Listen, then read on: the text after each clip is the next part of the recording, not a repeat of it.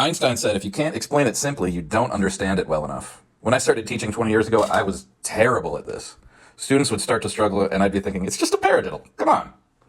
When I started teaching, I had totally lost touch with what it's like to be a noob on the drums. It was all natural to me, and it was hard to imagine knowing nothing about it. I spoke over my students' heads with drum jargon that would just confuse and frustrate them. After a while of seeing this not work and seeking the advice of some teacher friends, I began asking more questions of my students. A lot of the time, it was just making sure that a new concept makes sense to them before moving on. It seems super basic, but that's how I started as a teacher. I also spent some time learning to play on a left-handed drum set to see what the struggle was all about. I think this was even more aggravating than learning drums for the first time since I knew I could play everything right-handed. Now, having worked with hundreds of students, simplifying things has become my MO. The only thing I love more than having a simple, easy-to-follow system for my students is seeing their light bulbs come on as they start mastering even more challenging skills. What about you? Do you play left or right-handed?